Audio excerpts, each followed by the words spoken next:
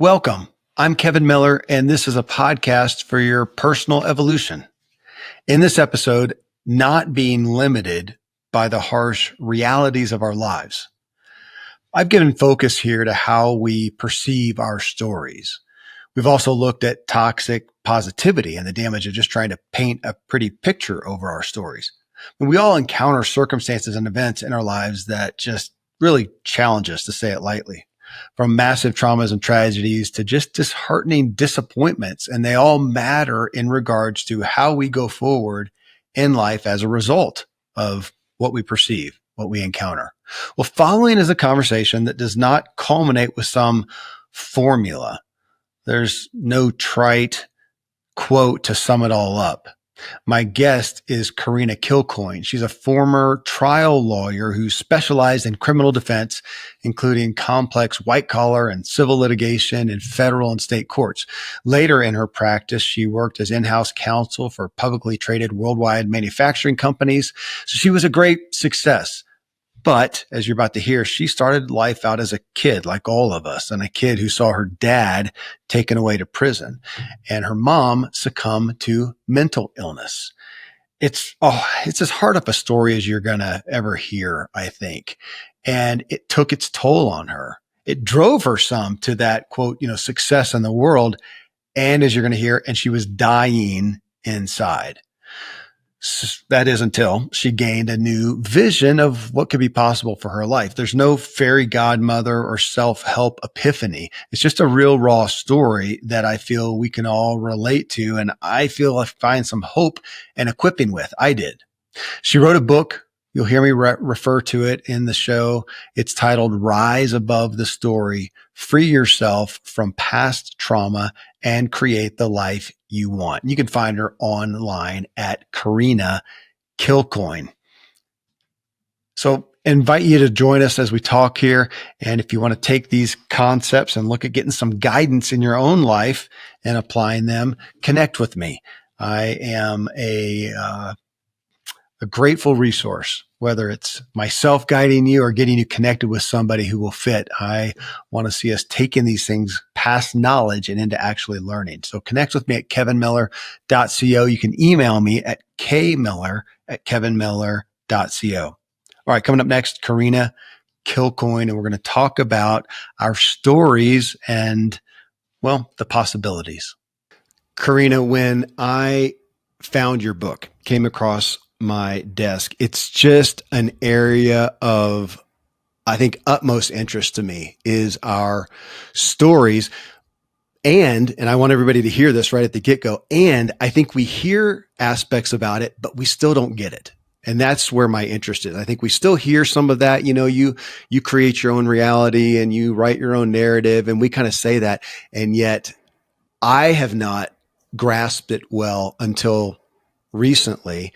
And as I went through your book, I saw some main points and I just said, I want to talk to you about these aspects. So thank you for being here. I'm eager to dive in. Oh, thanks for having me. This is just fantastic, Kevin. I'm really grateful to be here. Well, you do have a story that I don't think anyone would want to experience with your, and I'm just going to hit the highlights. Your dad going to jail. You were 12, right? Yes. Left you with a mom who was mentally unstable, fairly bedridden, and you had a sibling or two. How many? At the time when my father went to the federal penitentiary, I had a younger brother and a sister. And then a few years later, my mother had my last brother. Okay, which, we'll come back to him. So you literally go through having times of no money, scrounging for change, begging for change to get food, going hungry, no water, no electricity. Here's the statement that I like, and I pulled this right out of the book. You said, as traumatizing as the material deprivation was, it was my mother and father's emotional abandonment that fractured me into a maven hell-bent on survival and an ashamed little girl unworthy of love. Okay, here's my interest, Karena. It's that I think any of those let's call them objective realities. Mm-hmm. Dad goes to prison. Mom's mentally unstable. Those are just facts in essence. And there's no money. I think anyone would be bothered by that. And if they weren't, they'd probably be some questions as their own mental stability. So of course those are bad. However, what you said there, as traumatizing as those things obviously would be, it was the feeling you had, the emotions you had, and if I can say the meaning you attached to those things that was the most harmful. Is that fair? That's fair. That's Okay. absolutely fair. And if I just expound on that a little bit, I think too what this leads us into is the discussion about, or the idea around, not having been soothed or comforted during those times of trauma, Mm-hmm. and being at such a young age makes the story repeat and makes the story embedded and entrained emotionally inside of you. Because there's a lot of us who go through our different difficult parts of our childhood, and we might go without something.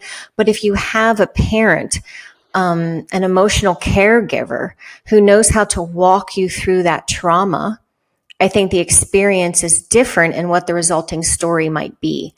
But I think it's during those crucial years of brain development and formation, and how you're assessing who you are in the world and how you're attaching or detaching from the world. It's the result of those traumatic experiences is how much comfort were you getting, and what was the emotional awareness of your caregivers? Okay. With that statement, the soothing, the were you soothed? Were you comforted?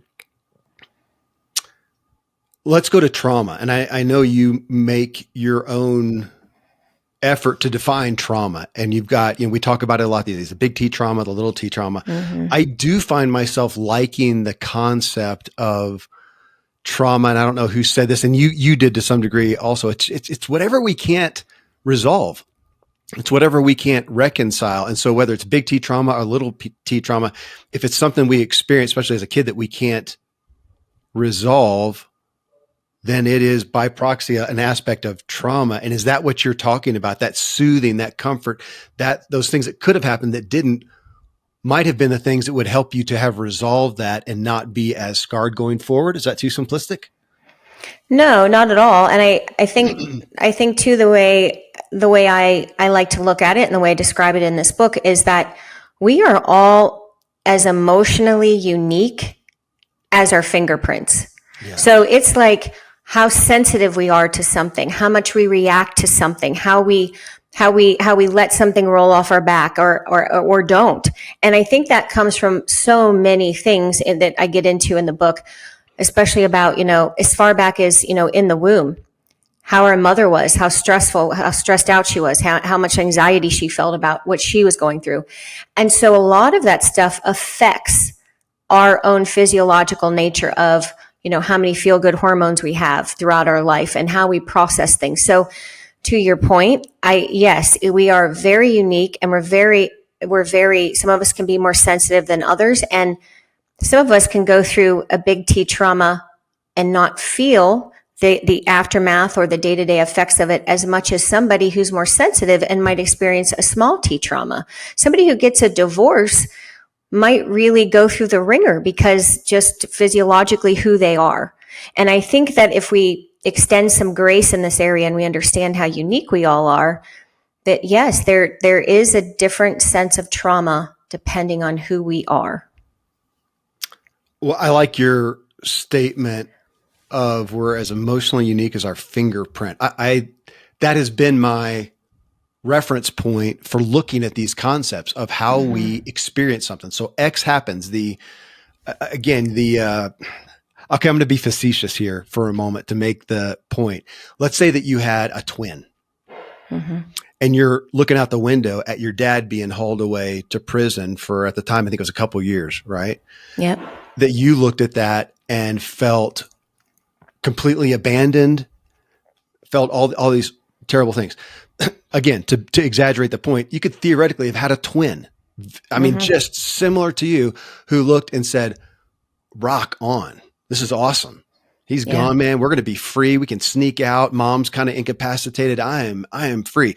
In that aspect, that's how I look and go, my gosh, we look at these things that happen, and yet our responses are so unique. And I don't know that we know why or even have to know why. I don't know why one person, reacts so differently to the other. But either way, this is what I've been trying to do with myself is maybe I don't have to justify it. It just is. This is just how I experience it. And I got to unpack it, and trying to justify it or minimize it, or for me, just be completely oblivious of it.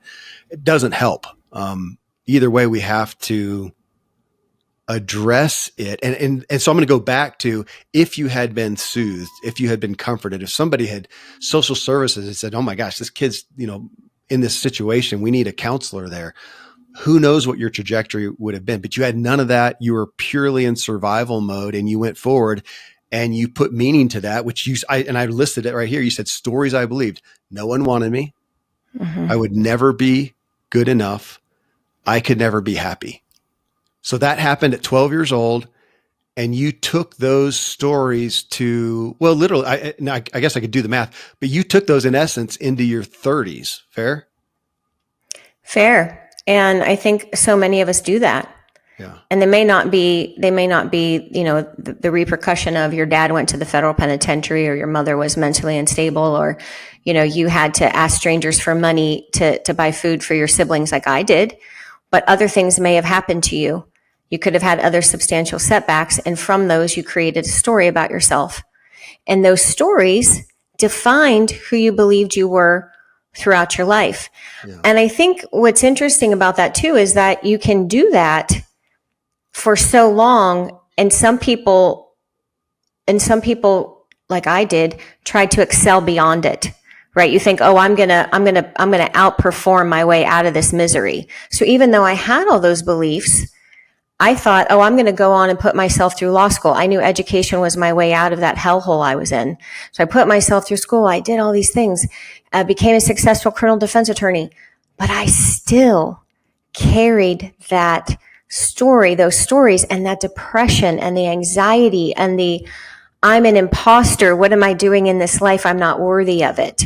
Right. So I think that so many of us, and why I really wanted to get this message out and write this book, was because, of course, there are people who are living a small life and could be living a big, bold, wonderful life. But there's also people out there, like I used to be, living a big life, but miserable and unhappy, and they feel unworthy because they haven't figured out how to change those originating stories. Well, you say that. You said fear of failure that surrounded you drove you to achieve, to succeed. Yeah. And okay, yeah, it's interesting. I interest myself so much with it, Karena, because I did a similar thing, not really from trauma. I went out and tried to achieve, to prove myself, not because anybody even told me I needed to. I was just told that I was king of the world. And I kind of grasped onto that, and I thought, well, I got to keep that train going. So I'll just keep achieving. And I did that to burnout. Again, it was still based on a meaning that I had attached that I didn't even know of. I still want to go on that because I'm still enamored with it, Karena. I mean, if we go back and go, okay, here you are at 12 years old and these things happen. What did it mean? Well, I actually want you to chime in on that, because I look at it and go, what did it mean? I don't know what to come up with other than you had messed up parents. That's pretty much the only factual meaning that we could put to it, or to say, I mean, at worst, maybe to say, I guess you were unlucky. I don't know, but it didn't by proxy mean anything about you. Your mom wasn't mentally unstable because of you. Your dad didn't go to prison because of you. So those events really had no meaning. You were an innocent bystander or a victim, I guess. That's about it. It didn't really mean anything about you, but we can't hardly, I feel like this is what you go into in your book. We can't go into those events, we can't experience them without our brain going, okay, man, I got to make some kind of story to make sense of this. And it's generally not one that's very productive.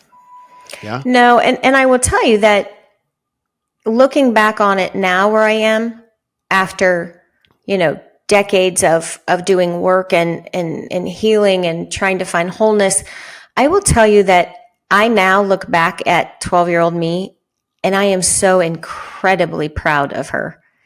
I don't know how in the world. I mean, I've known some 12-year-olds, in my life since then, and it's extraordinary, truly, like what I did at that age and how I survived. And And it took me so long to find that love for that part of myself. But yes, I mean, unfortunately, I was born into this situation. I mean, I guess depends what your belief is about that. Some people believe like, you sign up for that on a soul level, whatever. But if you are given that lot in this human experience, it's what is there to learn from it, right? What are you doing? So there was a time in my life for a long time when all I wanted to do was complain about how awful my parents were, and now I'm to the point where I'm so not emotionally charged by them or by what they did or didn't do anymore. And I found this grace for them. And I look back on that and I think, that's a lot what my mother did and not being mentally well and having to take care of 3 kids and then ultimately 4 kids was an inordinate stress for her when she didn't have the capability to do it in the first place. And it is really challenging when you are faced with and dealt with caregivers and parents who are not emotionally there for you. It's so easy to play that victim card and to carry that around. And I'm not saying that that's not warranted because it's so heartbreaking to have that. But what I want for people is to get to the other side of it and know that they are so much more than that young version of themselves that felt unloved or uncared for. They are so much worthy of love and they're so much worthy of their own love. And that's really what I have learned and what I want to share the message with people about. Yeah, that's been a learning for me. If you look at it as a spectrum, to say, am I don't know, wise? Am I mature? Am I successful? Whatever. I'd say, well, what I've learned is in some places, and in some places, I'm still stuck back at 15-year-old Kevin that never matured past that. So I'm still, it feels fairly new to me in that. And I do want to ask you, I mean, you said it took so long to feel love for yourself. What did you feel before that? Did you look back and feel sorry for 12-year-old Karena? Did you feel guilty? What did you feel? Shame. Okay. Shame. 1,000% shame. I felt like I didn't ever want anybody to know where I came from, who my parents were. I mean, growing up, I would hardly ever have anybody to my house because I was worried about how they were going to interact with each other, my parents. Were they going to get into a violent fight and, hit each other, scream at each other, swear at each other? Then after my father went to prison, I didn't want anybody around because I didn't want them to see the poverty in which I lived. And so complete and utter shame. And so I carried that with me for so long. And that is a soul crushing emotion, shame. It's one of the heaviest, dirtiest things you could carry around inside of you because nothing you do, if you feel like that, if you feel that about yourself, it is impossible to love yourself. Impossible. So I spent a lot of time just shifting out of that, shifting out of shame and letting that go. And like I mentioned earlier, finally getting to this point where, oh my God, I am not only not ashamed, I am proud of that. Like, how did I even come up with a gumption to figure out some of the stuff I figured out? And I think it's shining a different light and creating an awareness about how you feel in the first place is really hard. So just you asking me that question is such a poignant question because if you ask that question to a lot of people living an unhappy life, whether they're living in a multi-million-dollar home or they're homeless on the street, if you ask people, why are you so unhappy? To create the awareness and identify the emotion or the emotions you feel around your story, that's really hard work for some people. Yes, it was for me. I mean, half of my answers to the therapist were, I don't know. Right. Which I guess that was the first step of awareness of realizing, oh my gosh, I'm just a void. I don't know what I felt. And I listened to your podcast that you did with your dad. That was a wonderful episode, by the way. Your father was a remarkable person. Yeah. But I was thinking about that when I was listening to it. I was thinking, I write a section in my book about, where do our stories come from? And one of them I say is, the way we were parented. And I say in there, you can have the most amazing, Cleaver-esque family, whatever. But going back to the sensitive part, if your parents said something to you in a way that you perceived to be, even in the nicest way they could say it, but you, in your own sensitivity, perceived it to be that, oh, I didn't do good enough. That wasn't good enough. And that could create a story, right? And is there trauma around that? No. Maybe people out there had the most amazing parents. But sometimes there's a tone or there's a twist or there's a something that then, we create this thing in our head that, oh, now we're not good enough. Mm-hmm.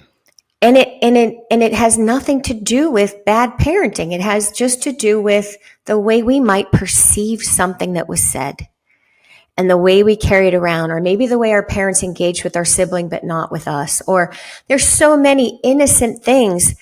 And, the older I got and as I raised my brother after our mother died, I adopted him, and and I'm sure you feel this as a father, the grace you feel for your parents after you parent somebody and you're thinking, oh my God, this is a hard job. Like, this is a real responsibility. And even with the purest intention, sometimes things go a little off the track.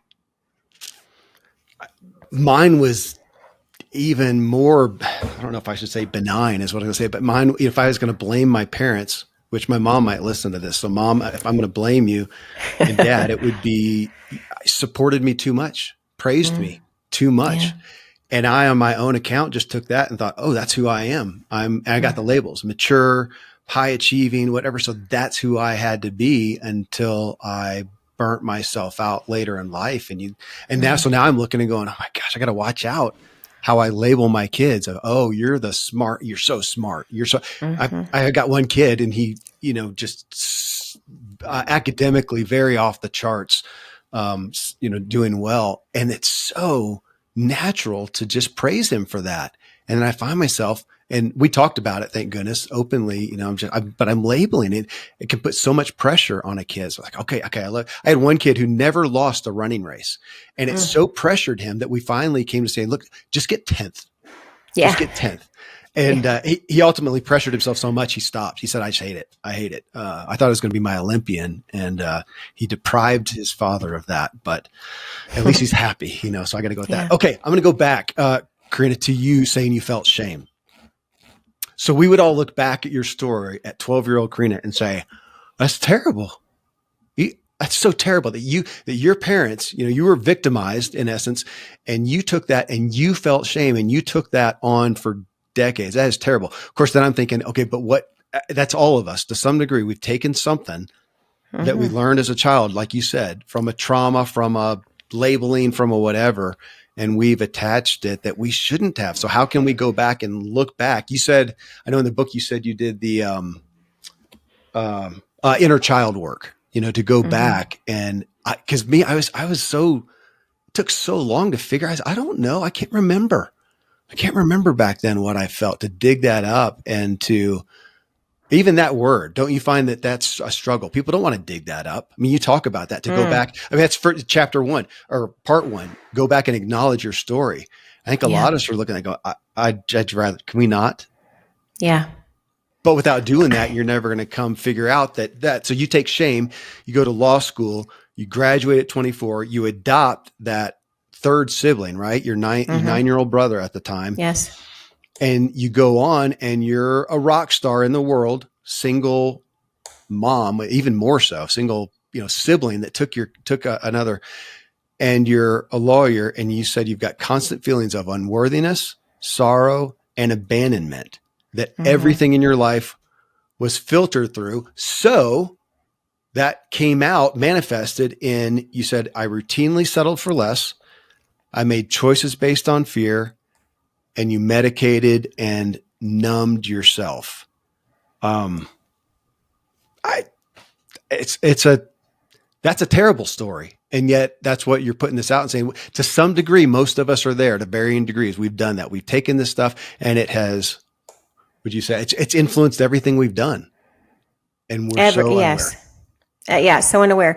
And this idea about, I mean, you bring up so many good points in that just little thing you just said. I mean, like so many things, so many directions I could go. But just to touch on this idea of the medicating yourself, and I talk about that in the book a lot. And I'm very honest and vulnerable in this book, and I share a lot of the downfalls I had, not just when I was the quote unquote victim of my situation, which I later learned how not to be, but even in the aftermath of all of that, I still was trying to soothe myself because I didn't want to go back. And I talk about that in the book, and I share that I would go sit down and flop my body down on a couch in the therapist's office, like resentful that I had to be there, but I knew on some level I needed to be there, and really afraid to dig it up and didn't want to dig it up. And at night I would just go home and drink alcohol and go out and have, sex with emotionally absent men and, all the things just to try to make myself feel better, because subconsciously you're still looking and craving that soothing and that, how do I make this feel better? And I guarantee you there are countless listeners out there who in one way or another still do this. They comfort themselves in some way. We all do it. And what we eat and what we drink and that we smoke or that we go do this or what we watch or how we scroll, like we're all doing it, and we're doing it subconsciously. It's like we're unconscious in a moment and we're just trying to soothe ourselves. So the biggest thing that I learned that rocked my world and set me on a course to wanting to be different was this factor of awareness. And my journey into wholeness was so long and such a winding road, and one step up and two steps back. And like most good, meaningful journeys are, they're never linear and they're never quick and easy, ever. So I realized that I had done these three things along the way. There were three big pillars, three big shining moments where I felt like this was a twist and a turn and an important transition. And the big key one is, number one was the awareness around the shame, around the story, what it was doing to me, what it was making me become in my day-to-day life. And the fact that I didn't want to be that person anymore. So I was willing to do the work, and I was willing to do what you're talking about. Like, who wants to go in and dig all that up? I realized that I had to, because I'd been ignoring it for so long and that wasn't getting me anywhere. And I really had to uncover it and dig it up. And without a doubt, you have to go back into it and you have to dig it up. And then, it brings you to that next step, which is, how do you untangle yourself from it and release yourself from it? But you can't do that. You can't get to wholeness and where you want to be until you know where you came from, right? You can't plug in your Google map and go, oh, hey, I want to go to Detroit, without putting in where you are to begin with. Okay, that's so good. I got a couple questions. One is, because I was going to go to that place. You said I was in deep despair. I glimpsed what life. But you said I was in deep despair, and then glimpsed what life could be without fear and shame. So I'm going to say that's and you said you were finally ready to rise above the story. So there's your moment of awareness that I hear in people's stories. I have a couple of my own. It wasn't just one fell swoop, but some levels of, I kind of think of it as burnout, but I could look at it as awareness. Like, this is not working. But at that time, you said I was in deep despair, and I glimpsed. Any idea, looking back? I realize this is going to be a hard question because it may just be I don't know. It was God, or it was a bad burrito. Who knows? But it was what was the catalyst? Is it just that? Was it just rock bottom? It was so dire to you that you was either going to be ended or something, and you became aware. I'm just interested and enamored with that moment that people have, like you did, that you said, I'm fine, I'm going along. And then, I don't know, something happened, and I just got a glimpse, as you said, that maybe life could be different without the fear and shame. I mean, that's a gigantic realization that a lot of people never come to. Mine came in two phases. Okay. It came in two big moments. And one of them, the first one was, as my first marriage was ending, I signed up for a relationship that was very not passionate, not romantic. We both signed up for it emotionally absent. We loved each other. It was a safe space for me. It wasn't, like I wasn't repeating any patterns of, domestic violence or anything like that. He was a very wonderful person. He was a safe space for me, but we didn't have this deep love for each other. And when I would go to restaurants and scan the restaurant and I would think, is any one of these other people my soulmate? Is there more for me than this? That's when I realized that I wasn't in the right relationship. And what resulted from that was me filing for divorce and starting this crazy, be careful what you ask for, crazy, passionate relationship, very sexual, very everything I would thought I was missing. But as the universe does, and as I was doing, I picked the same pattern, right? So although the pendulum swung and I had all this passion, this person was just as emotionally absent, maybe even more so than the person I had been married to. And when this new relationship ended, it gutted me. I did not know who I was going to be without this person. I didn't know who I was. And the relationship emotionally, he would show up and he'd be all in, and then he'd disappear and gaslight me. And when it got so bad at the end of that relationship, I had this conversation with him where he intimated to me that I wouldn't be in this relationship with him unless I liked, quote unquote, crazy. And to me, that was like my big, like all the lights in the room went on, because the last thing I ever wanted to be was what I thought my mother was, and that was crazy. So that was a big moment when I first went off and got therapy and bought books, and I started yoga, and I stopped drinking all the time, and I said I'd go to yoga after work, and I made some nice friends, and I didn't date, and I spent time alone, and I had my one phase of healing. And then I was like, good, I'm good. And I never really got into the past, but I got over that relationship. Then the second moment happened a few years later when my beloved dog died, Finn. He was a golden retriever, and he died young of cancer. And he was my everything. He was my first, and by this time I was with my second husband, who I love and adore, and we were still deeply in love. We've been married and together now for 20 years.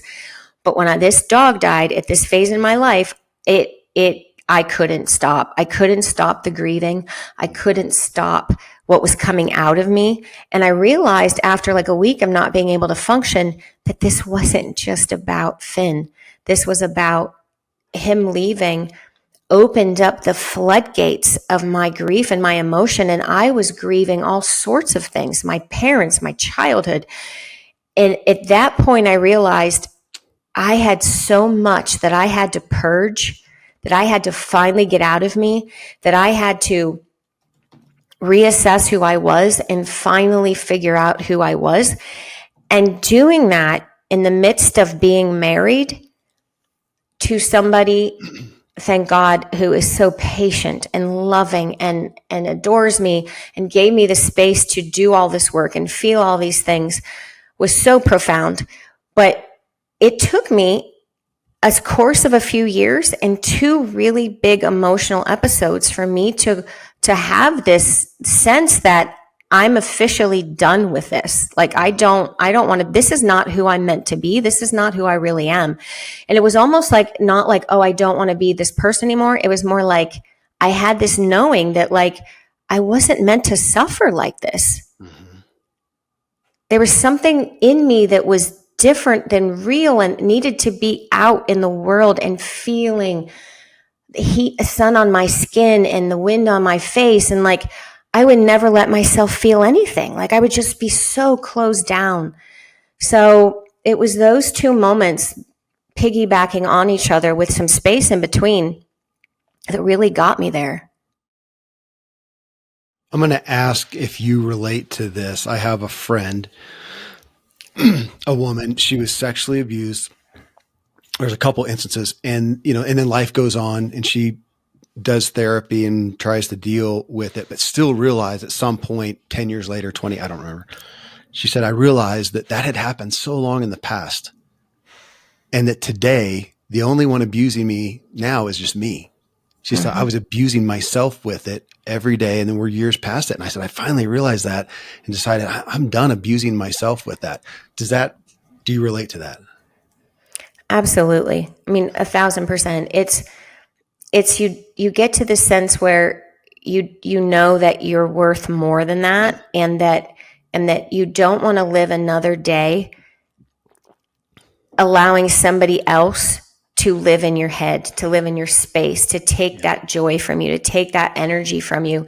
When I think about all the energy I would expend thinking about the past, and it would just bring me back in, as if, it's interesting. Your brain doesn't know the difference, right? When every time you think about the past, and it brings up the same emotion, it's like you're experiencing it again. So you're just creating the same neural pathways over and over, and you're making them deeper and more entrenched in your brain. And I just got to the point where I thought, I'm so tired. Like, I'm so tired of that. And I don't want to be that 12-year-old girl anymore. I don't want to feel like that anymore. And I don't want to give these people the right to be in my head anymore. That is, I read that in your book, but the brain doesn't know the difference between, and my paraphrasing was the real and the perceived. I so relate to that from a visceral standpoint. I was a past, pro cyclist, and I check in and watch races here and there. And I was watching one, I saw one in the past few days, and I try to pay attention so I don't see this. But they showed a wreck. I do not like seeing wrecks because my body reacts no differently than if I was actually doing it and I'm watching it on a screen. I had to tell my kids, don't send me that stuff, because everybody thinks, oh, Kevin's a cyclist, he'll think this is cool. If it's a wreck, somebody getting hurt, my body does, I frustrate myself with it too, because I think, come on, get over it. Just watch it like everybody else does. But for me, I just do. So for you to take that into a much worse scenario of abuse or whatnot, such a big deal. I want to come also to you saying awareness was the key thing, and go back to medicating, because I just didn't know that that's what I did. I was just so unaware, especially if it's, quote, healthy. So I wouldn't, not that I'm not prone for a bottle of wine, but my greatest medication was exercise. Yeah. So I'm feeling bad, man, just hit the trail.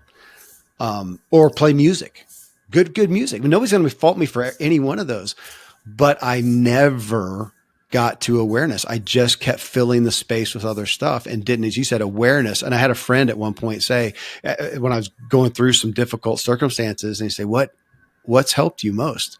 And I hadn't even really thought about it, but the first thing that came to mind was stillness. Just sit in my, we used to joke about this because I was the don't just sit there, do something. I literally did that with my kids until finally one of them helped me see the opposite. And for me, it was, Dad, don't just do something, sit there. Yeah. We laughed about it, but I didn't get it. It still took a long time. And so now I just sit there, and the difficulty, even if it's not difficult, it's just so unfamiliar. I think for all of us, it's unfamiliar. But I just want to go back to your analogy too, of if we want to go to wherever, we have to put in where's our current destination. It's such a great analogy. And yet so if you told me that, I said, okay, it makes total sense. I have no idea where I'm at. And so I know it's probably where I spent the most time in your book, even though it's, in 3 parts, that one of acknowledging it. Go with me there though, because a lot of people, they don't want to dig it up. They don't want to relive it. They don't want to, like me, they don't want to watch the mountain bike wreck. It feels so bad. They don't want to.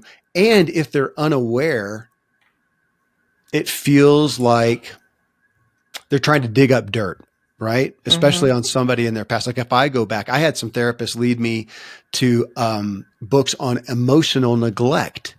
Which I felt like, seriously, I don't want my parents to hear that they're saying it, but I'm going back and looking, did my parents emotionally neglect me, or did I experience emotional neglect? And part of it's me. I wasn't looking to share my emotions, but I felt I sequestered myself.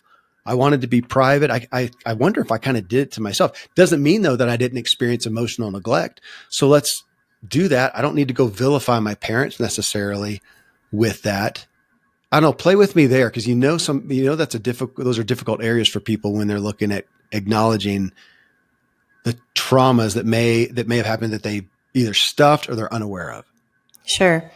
So I just want to start it out by saying that this work is never about somebody else, right? So to your point about like, oh, I don't want to vilify my parents. And so many people feel like that, or like, I don't want to go there and do that. So just starting out to say that this is never about somebody else. This is not about trying to hurt somebody else. This is not about saying like, oh, you were terrible and I'm so great. It's not about that. It's always about getting your own clarity and your own sense of wonder and joy back.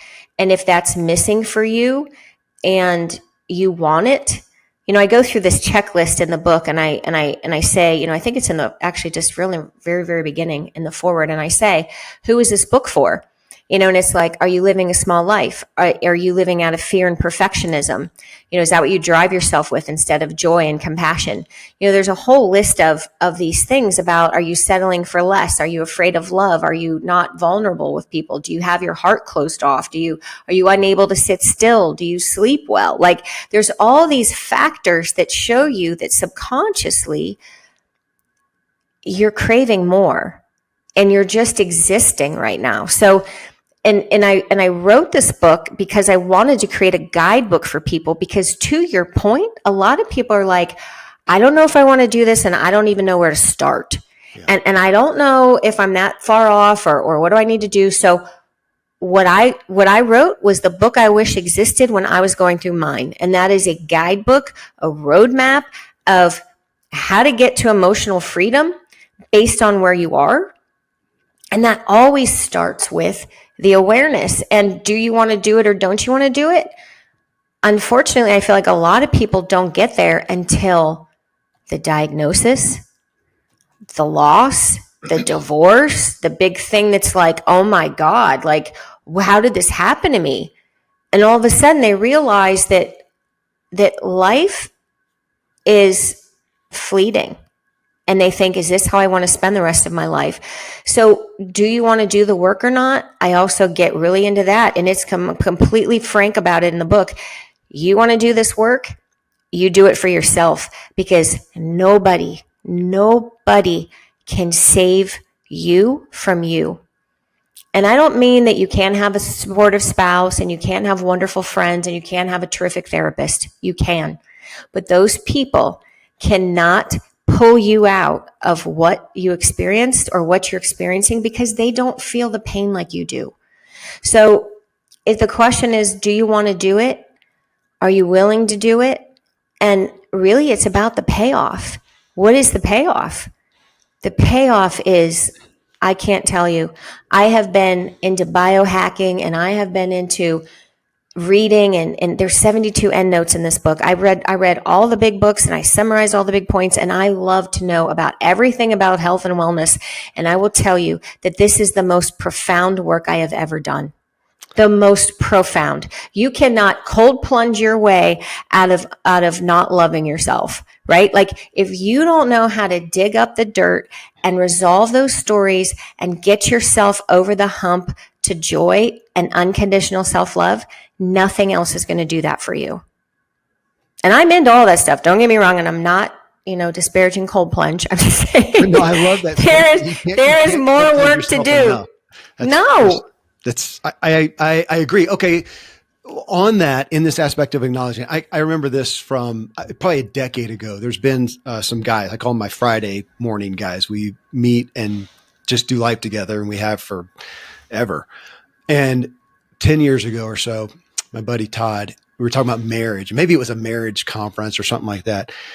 And he brought it up. I don't know if he read it. I don't know if he made it up, but he says, it's so difficult if you're going along, let's say in your marriage or in your personal life, whatever. And you're at a good 6, maybe on a good day, 6.5, whatever.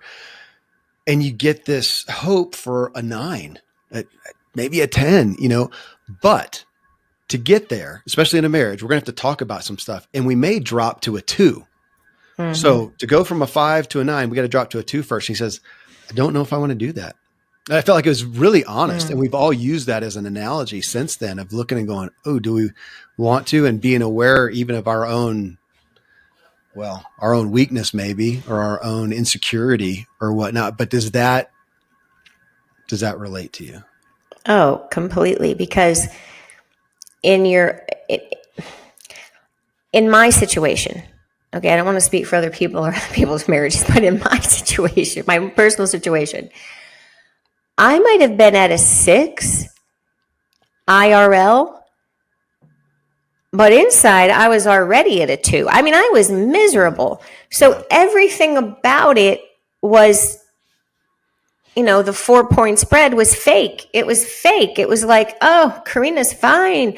Karina's, lives in this great house. Karina's got, all the things going on. Karina's got the nice car, like it, but it added up to nothing to me. Like, it didn't mean anything to me. None of that brought me any joy because I was still stuck somewhere else and I had to get beyond it. So in my heart of hearts, I knew I wasn't emotionally, off the grid and joy and happiness. So I was already feeling like I was a 2. I was just projecting like I was a 6. And maybe that's also the case. I don't know. My mind's just spinning like about, marriages, like, and relate friendships too. Like, right. Like, maybe we kind of get into a thing where we're like, oh, it feels like a 6, but maybe, you're kind of stepping over some things just to make it feel like a 6. So I think we all need to kind of really do a real accounting of how authentic is the number. We're going to use that analogy, which I love. Well, Karina, it took a long time, but what I finally realized is even though I like how you put that, maybe it looked like we were at a 6 or a 7. If I got honest with myself, I was feeling, a 3 or so. And I'll say for my part, I don't know, not only did not want to admit it, I felt ashamed to admit it.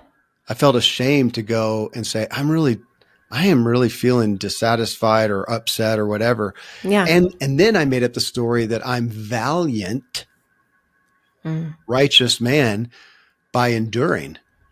But that was great in a bike race. You endure all you want. It's not what we need in relationships. But I didn't have any other tools. I want to speak to something with you, ask you your thoughts on it, because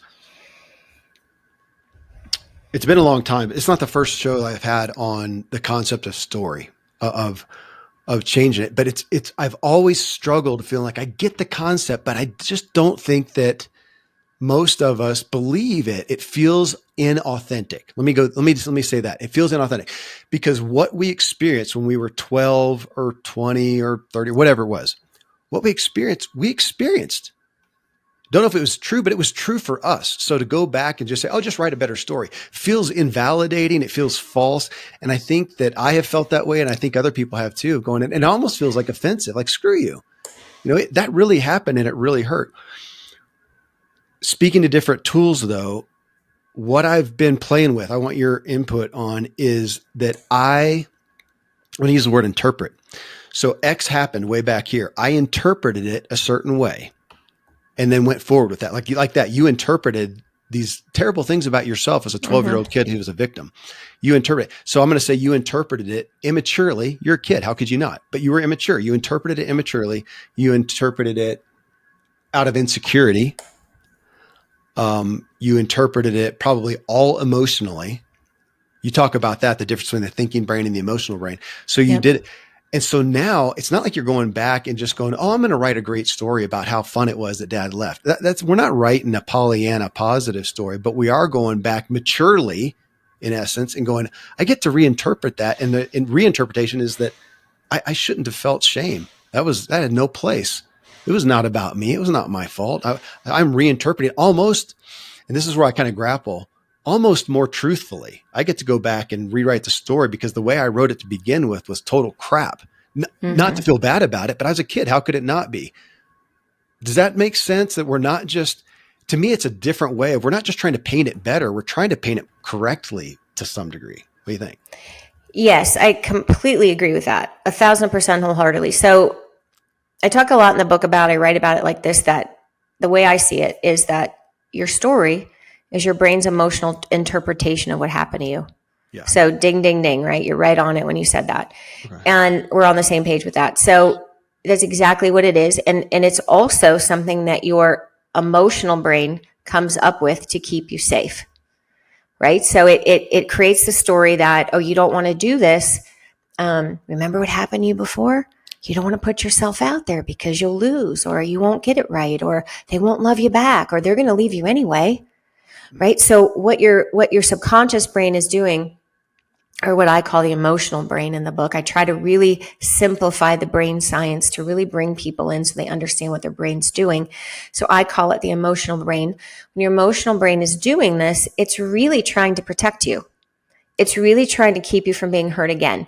So how do you unravel that story and find out that it's not true? And it's not that it's not true. The stuff did happen. That was the facts. There are facts around what happened to you. And I go into different exercises in the book where you can like go through this like line by line of cutting apart your story and dissecting it. And it's like, tell me the who, what, where, and when.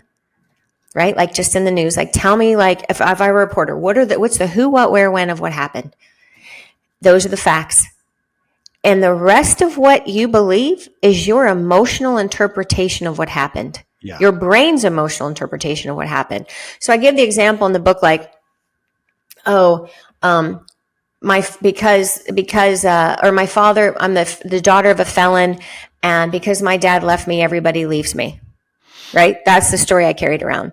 Well, when I dissected that, it was more like, because my father was sentenced to the federal penitentiary, I wrote the untrue story that everybody would abandon me. Okay. Right? There was like, if you start dissecting it, it's like you can easily see what the facts are of your story and nobody can challenge those. And then you can see the emotional interpretation of it. And the next phase of that then is that work is, then you start to see that may have happened to you. And in that moment, maybe there was a perpetrator in what happened to you, and you may have been the victim in what happened to you, but you're continuing to take on that title of a victim is your mind's subconscious choice. Yeah. That is not the truth. You are no longer a victim of what happened. That is the story that you're carrying into the future. Is it valid to say something bad happened? Of course. Yeah. Was it valid to have a negative or an upsetting emotion about it? Of course. I am not saying that that's not valid. But what I am saying is that if you learn to dissect it, you don't have to be living in the swirling story and the retelling of the same story over and over again. There's this statistic that like blew my mind. It's like 90 to 95% of our thoughts are the same every day. Could you imagine? And that's how lazy the brain gets, because the brain, number one, is wired for survival, first and foremost, not love, not connection. And number two, it wants to be efficient. So you're replaying the same thoughts. And if your thoughts are about victimhood and oh, woe is me and I'm unworthy, that's a really unfortunate situation that you don't need to be living in. Oh my gosh. You got a couple hours? Yeah. Because this one, I do want to comment on that. 90% of a thought's the same, because I'm really just continually grappling with the confirmation bias of the media and social media, and me now knowing when I go on and if I want to look at the news or I want to look at social media or whatever, that it's figured me out and it's just going to give me more of my confirmation bias. And I'm going to continue thinking the same stupid thoughts. Like I need to go get somebody who I don't like and get their phone and say, can I look up something on your phone and see what kind of stuff I get? Cause mine's just giving me the same crap. Okay. Yeah. However, what you just said to me, I love how you said it.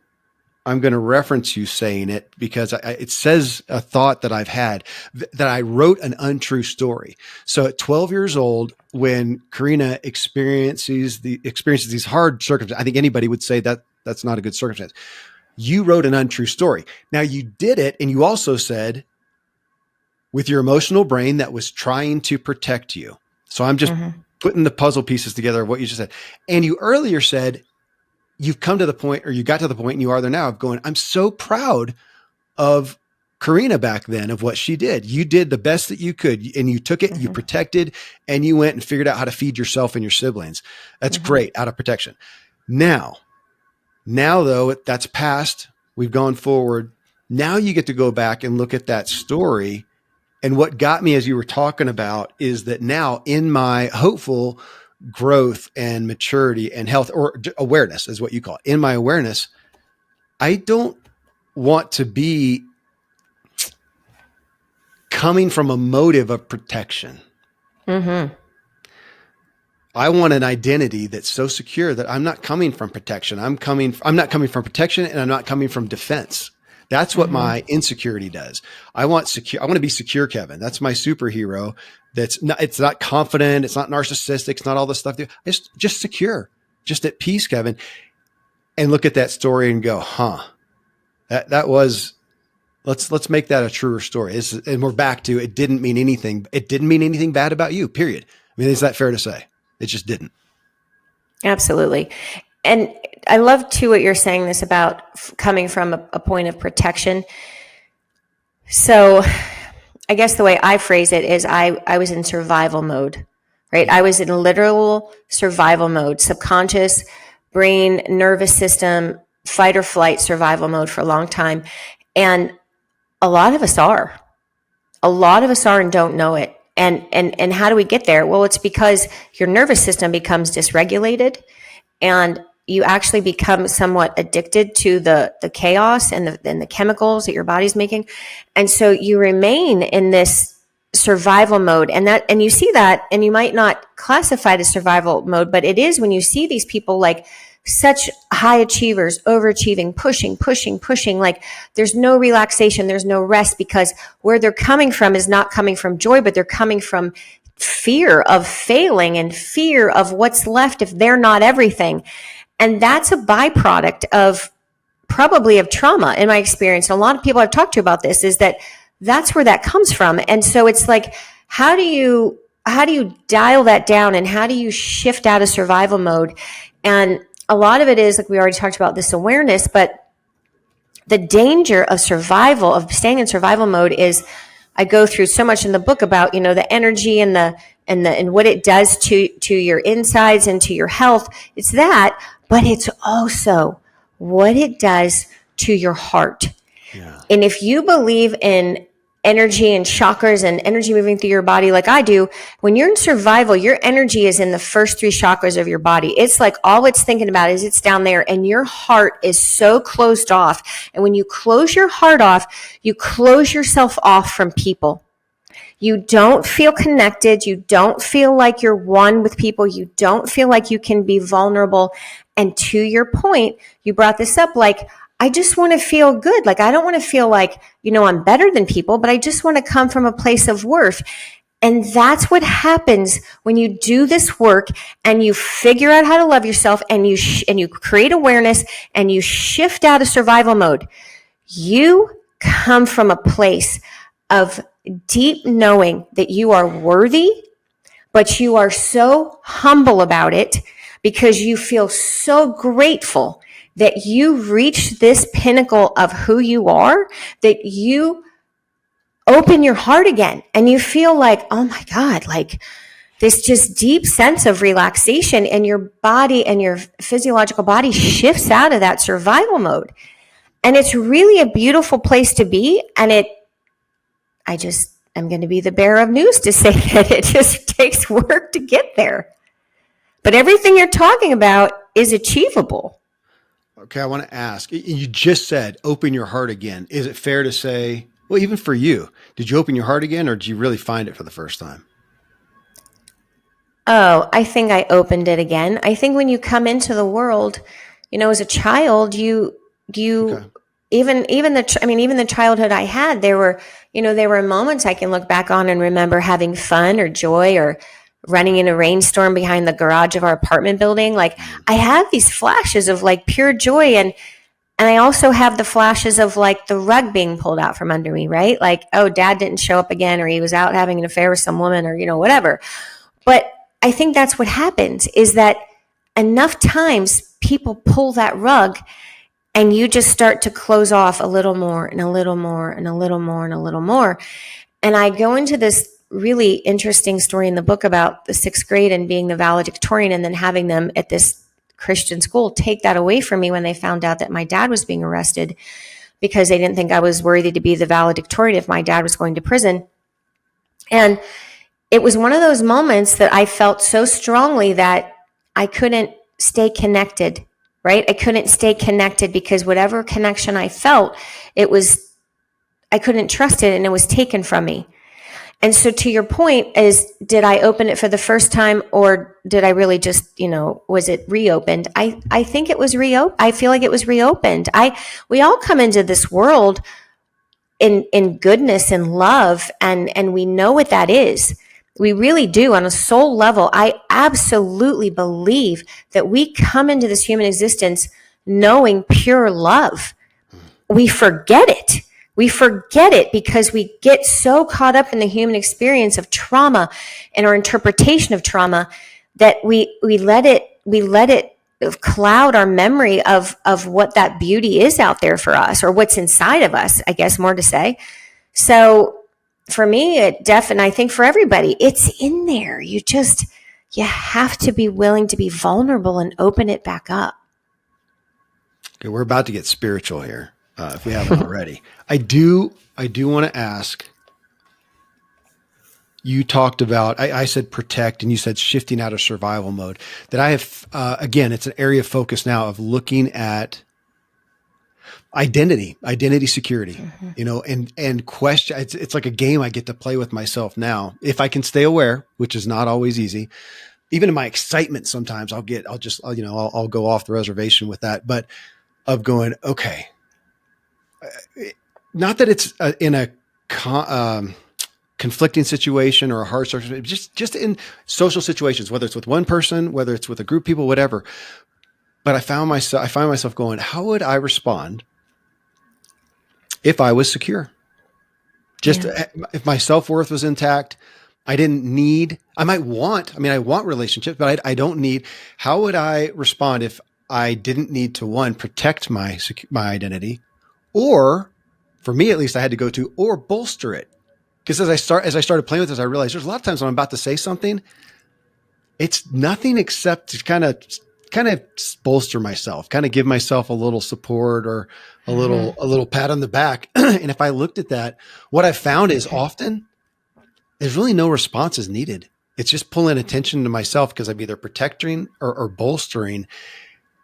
And it's just, I don't know, Karena, it's just unfamiliar to some degree, which I'm almost ashamed to say. I go, gosh, how much of my relationship is out of either protection or supporting, which either way to me, it bodes somewhat to an insecurity. What would it look like if I was just secure? Give me your thoughts, because I'm somewhat enamored with that, and I'm calling it identity security. I guess you'd call it self-image or self-esteem, ego, yeah.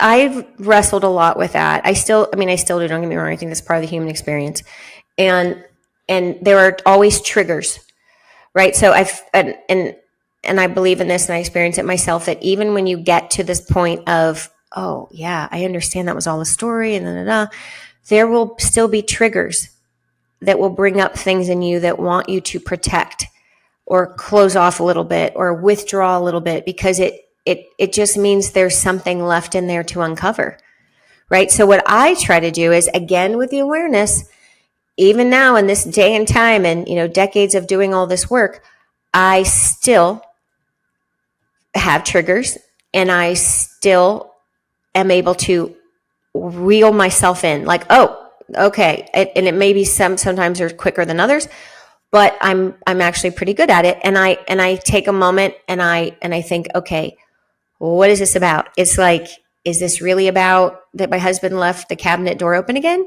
Or is this about something else?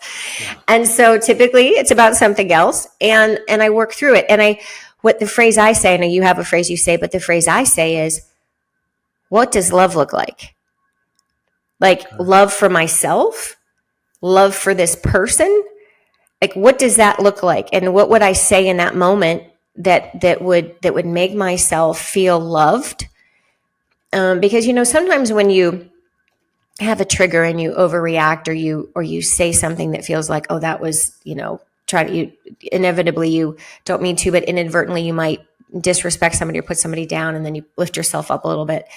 And I think when you do this work, you find grace, so much grace for yourself and forgiveness for yourself, that you open your heart and you can extend that grace to other people.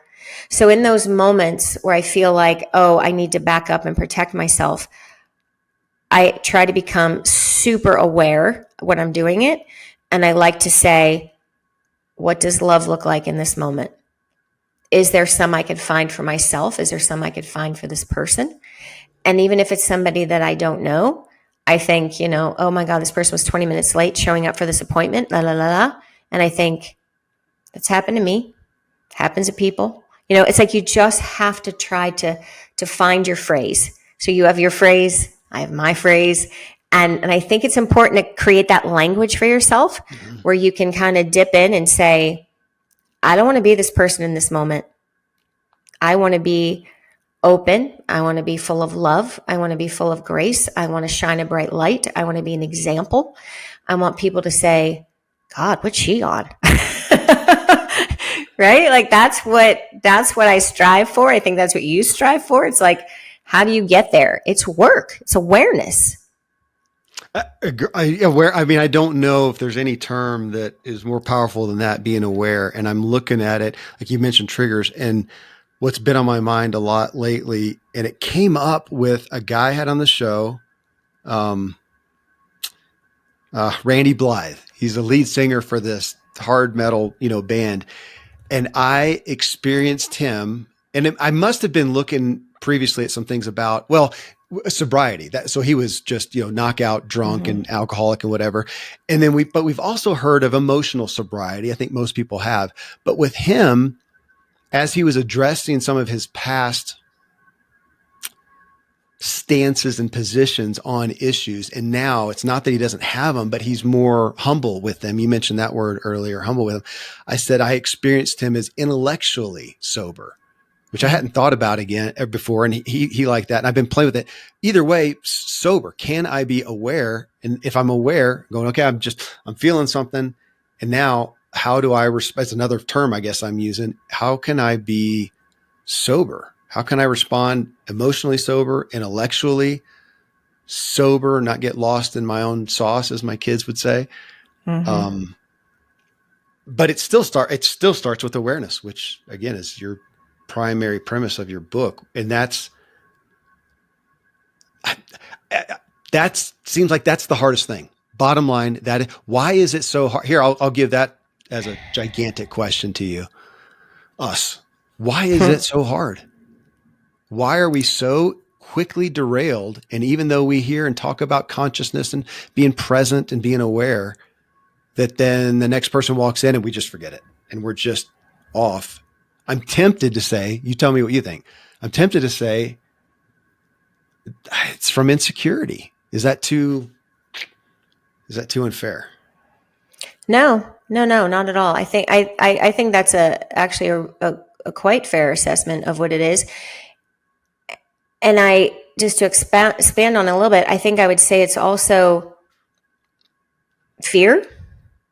It's some sense of fear of, oh my God, what is this? What does this do? And what does this mean? And I'll just give you a personal example. So I really got into meditating, and I've done that for over the years, and I've done different types of meditating and and I get into these phases where, oh my gosh, the meditation is so good, and I feel so good when I do it, and I feel so good when it's over.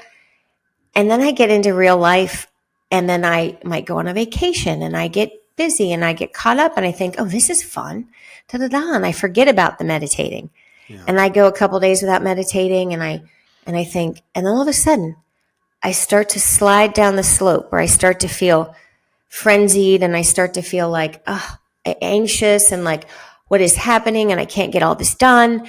And I think, okay, what's going on? And the first thing I realize is, oh my gosh, I went off the rails and I stopped meditating. And what is meditating? Meditating is being present, Meditating is awareness. Meditating is like sitting in a moment, sitting still, what you were talking about earlier. Like sometimes I overdo and I don't sit still. And that's, I mean, I just, like I'm talking about myself, like I do that, right? You can get so easily caught up in the rigmarole of a day that you think this is, again, soothing yourself in a different way.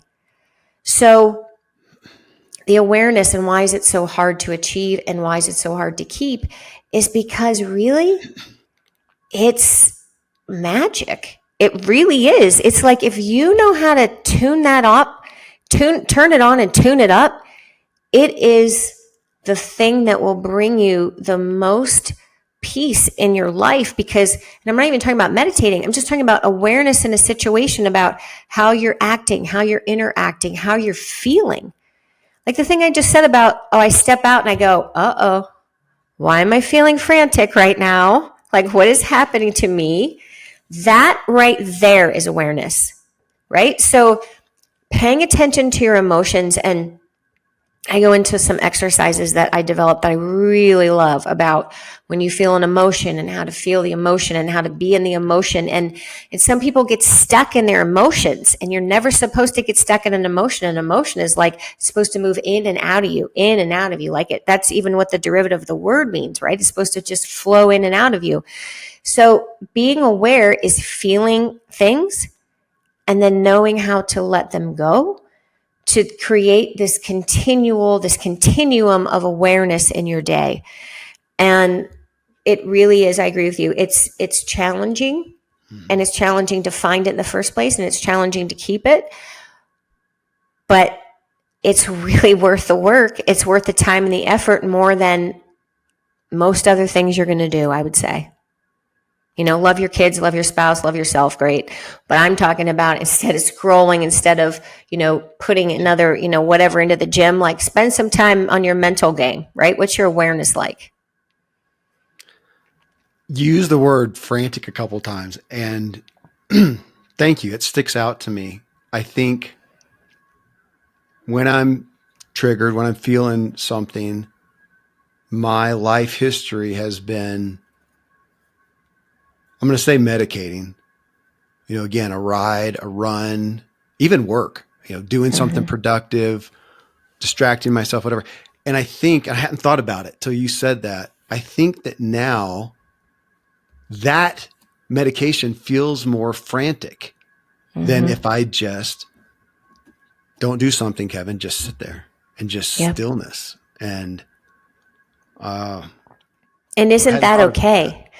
Right. Like for some reason, it's hard for some of us to find it to be okay to do nothing, to just sit with ourselves. It's like there's a collective of us out there that, and you all know who you are, who feel like this, I have to do, I have to be, I have to do, I have to be. I can't just sit here. Like everything has to be a production, or I have to feel productive.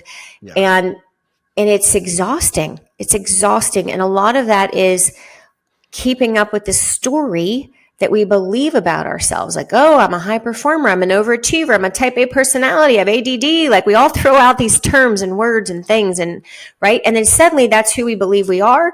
And then subconsciously we're pushing ourselves. Well, I'm an overachiever. I'm a type A personality. I got to keep going. Right. That's the identity. Yes. That's the identity that I realized. Oh my gosh, I am so, it took me to burnout. I am so exhausted trying to support this identity of, of all the roles and fix everything and no excuses and all these labels I'd given to myself. And oh my gosh, but then to leave those was so discombobulating.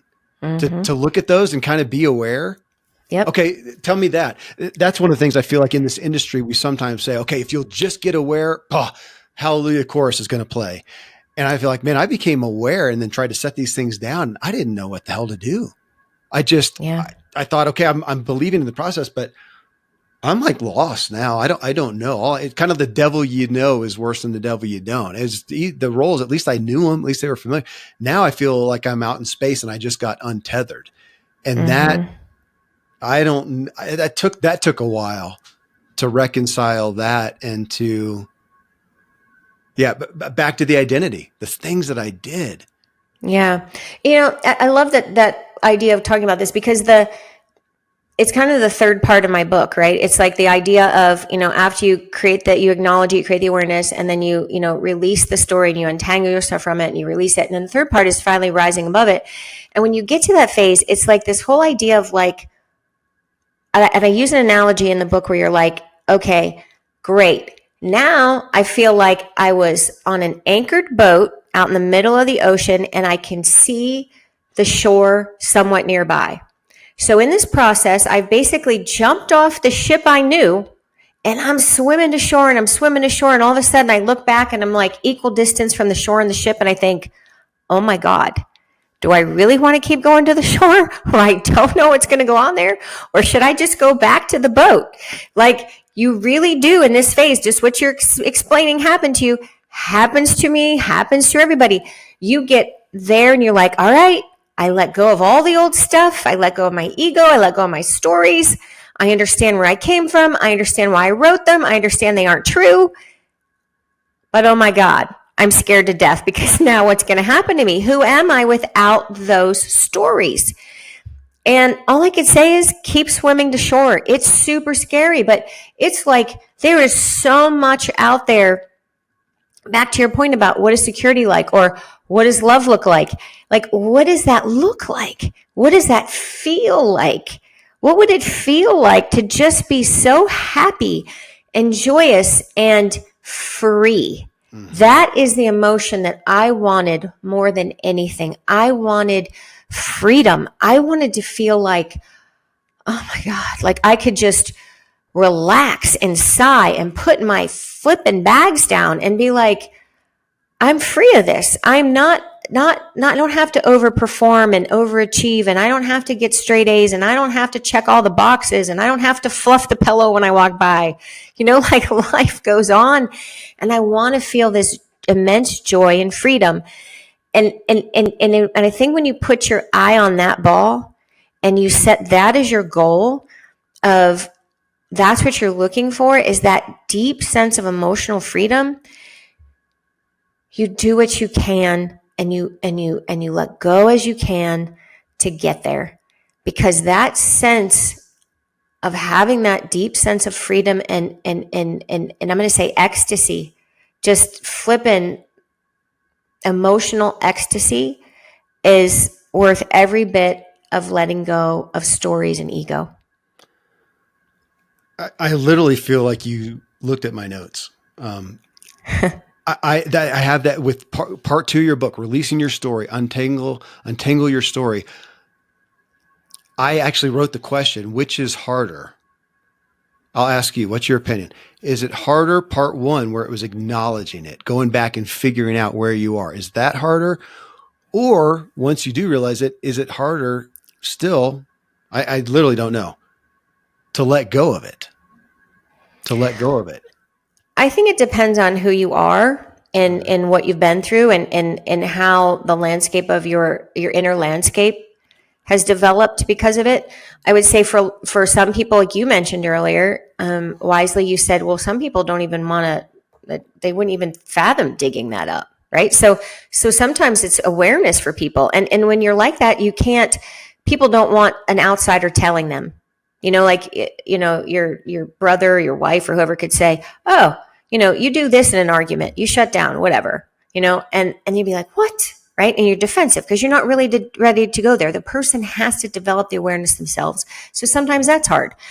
The other time, sometimes it's hard because what's involved in letting it go? Forgiveness of others, for yourself. My God, forgiving myself for some of the things was like some of the hardest stuff I've ever done. And then the third phase of the book is like rising to the story. It's like, that's all about really tapping into this unconditional self-love. And sometimes that's hard for people because they've gone so long they forgot how to love themselves. They're so far detached from it. So again, what I'm really trying to do is create the roadmap. Like, this is where you need to go, and this is what you need to uncover, and this is where we need to talk, and this is where we need to sit for a minute, right? And really kind of like pick it apart and throw it around and like see what it is. But I don't know, Kevin. Each phase can have its hard moments. And I think sometimes depending on the person and where they sit in their trauma and their story, I think each phase is different in complexity for people.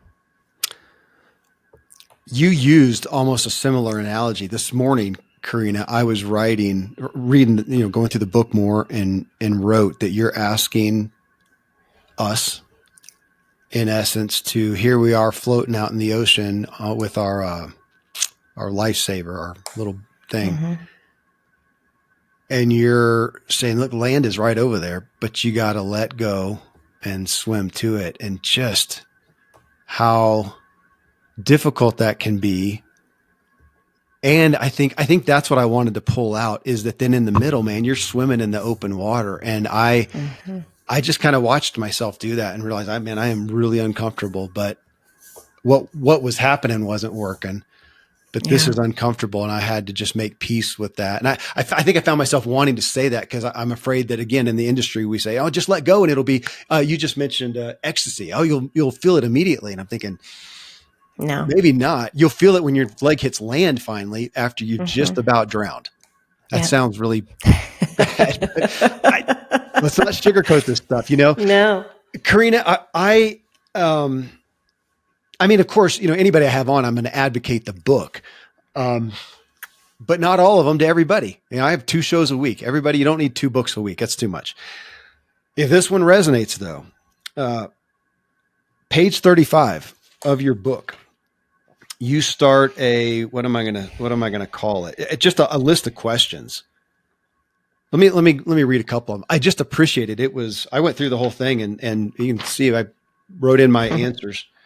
And you do this a few times in the book. My point for folks here is that I am so grateful. This is not just your story and some concepts, that you're actually helping us, because I look at some of this stuff as I've walked through this, not that I figured it all out at all, but these are the kind of things that I needed, the questions to help guide me through thinking of, I didn't even know the questions to ask. Now, obviously somebody's getting therapy. Hopefully you're getting some good counsel there. You may not be, we don't know, but I like this. So some of your questions, how was the physical, mental, and emotional health of your parents or caretakers?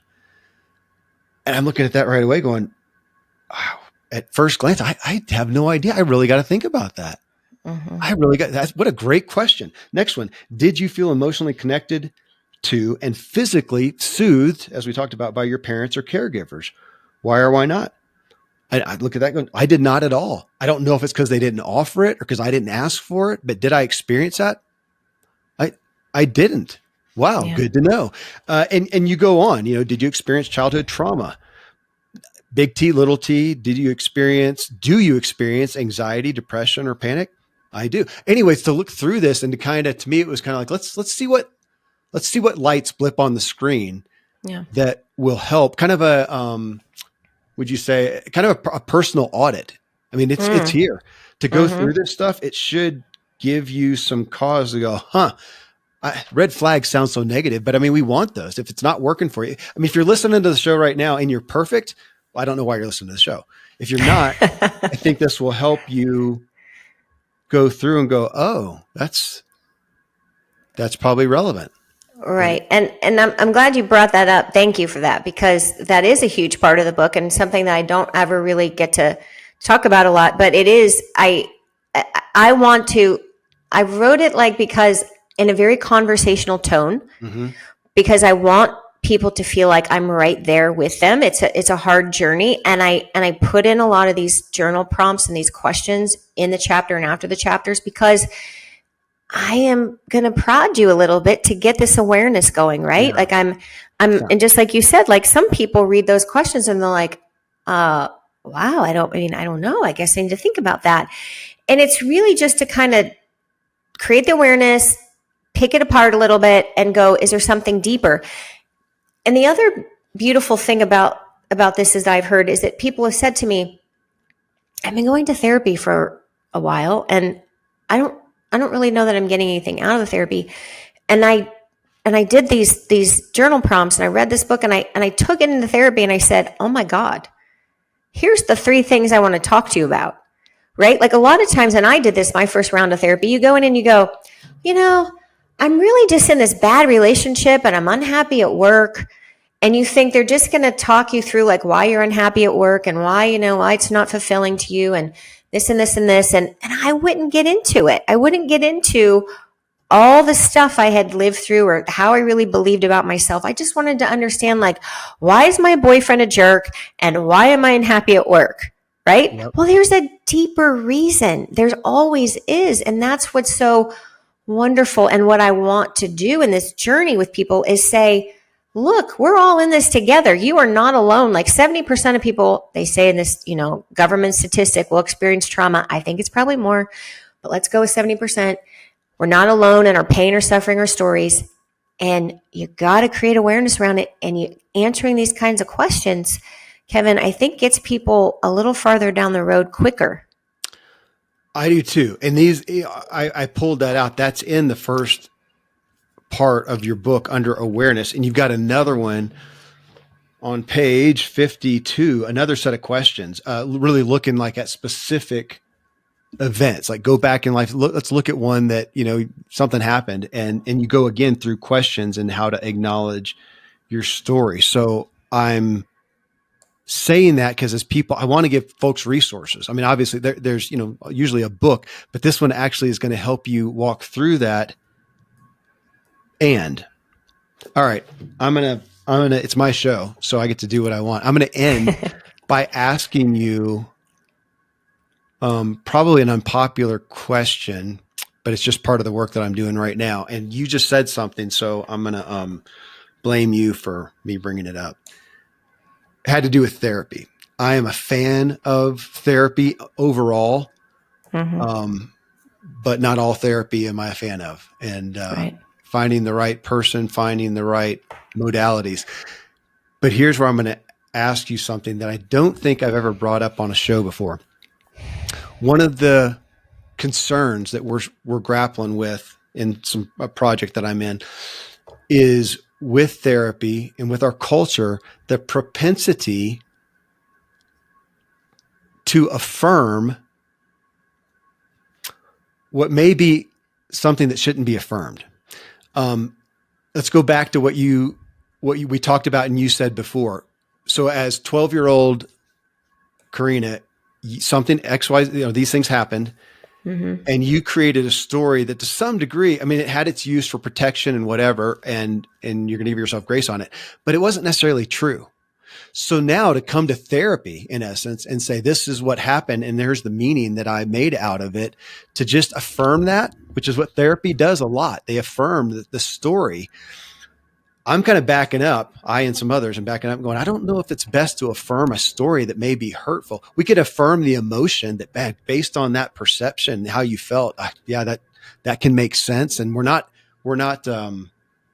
discounting anything. We're not trying to minimize anything, but to come in with therapy that often will affirm the story that we made up. What do you think? That's what we're grappling with some. And it's fairly controversial, as you can imagine. No, absolutely. I could see it's controversial. And so I'm going to give you what I hope to be is a well-measured from personal experience answer. Because I think that everybody, has the freedom to go and do what they feel is right for them. I would say, let me just start my answer by explaining what I did. And that was that I did go to therapy and I explained that situation. And I would just kind of sit in there and complain about other things in my life and not really get into it. And when I would get into it, I would agree with you that my experience off and on was that I would leave and not feel like I got much, except that she would kind of repeat what I was saying and then open the door, like, what is that thing? And what do you do? And then what do you feel about that? And I would leave a lot of times feeling very unsettled and then look forward to just going in to be able to vent, right? Oh, I just want to vent about this. So did I find that it was helpful where I was at the time? Absolutely.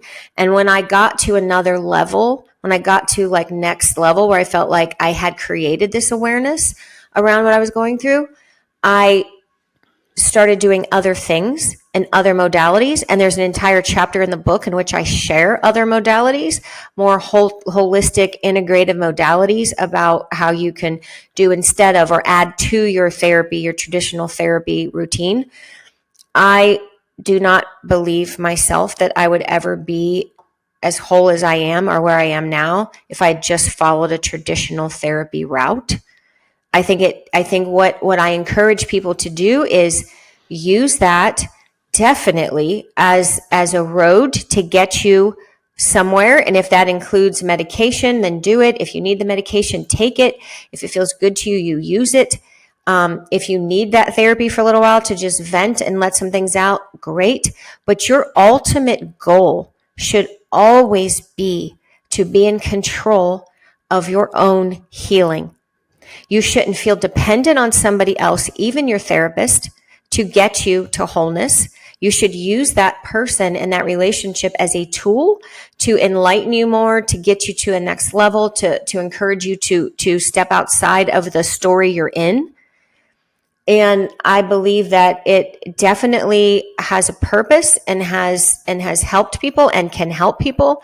But I also believe in not using it as the end all, because there are other things you can do, other modalities, other ways which you can empower yourself to get to a point where you know how to make yourself feel better. You're not reliant on showing up Thursday at 2 to get a little hint of, I feel seen. You're not reliant on it. It feels good and you might need it for a little while, great, but you need to get to a point where you know how to do that for yourself. And that's really what I want for people, is I want people to feel ultimately empowered to take this journey and continue it on and more fully and more deeply, and to love themselves more and to know themselves more. And if that requires you to go to therapy for a certain amount of time until you get there, wonderful. And I think everybody's different and everybody's unique. But the only thing I would say, well measured, is trust in yourself and the power you have inside you to figure these things out as well. And know that you have that in you. You have the strength in you. You have the good in you. You have the love in you, and you are worthy of that. And I just want people to know that it is powerful and it can be helpful, but there are also other things and other goals. I'm not going to dilute anything by adding to that. Thank you. Yeah. I would say that this book is a great guide. It's a great tool. I so appreciated your stories, but that they get to a relevant context where here's how to integrate it. And yes, thank you. I'm a grateful recipient of it, of your message in there and of your guidance today. And I'm eager to share with others the book. And yeah, I appreciate how you have the working through sections to help me be. It's one thing to say, be aware. I get it. I think people have heard the message and they don't know how. And agreed. Therapy can be really good as one of 10 spokes of opportunities, maybe. So, Karena, thanks. Thank you, Kevin. I really enjoyed our conversation. I feel like we could have just kept talking. So thank you. I could, and I have a request. I'll do it offline. Okay. But thank you. I'm eager to get this out to folks, and we'll send them to the website and try to get this message shared with as many as we can. So thank you. Thank you, Kevin. Thank you for joining us in this discussion. That again is Karena Kilcoyne. Her book that you can find anywhere is Rise Above the Story, Free Yourself from Past Trauma and Create the Life You Want. And you can just type in Karena Kilcoyne and you'll find her wherever you want to. And if you want to connect with her, you can also let me know. I'm happy to put folks in touch with her or get a question to her. Connect with me at kevinmiller.co or kmiller@kevinmiller.co. Here then is to the evolving you.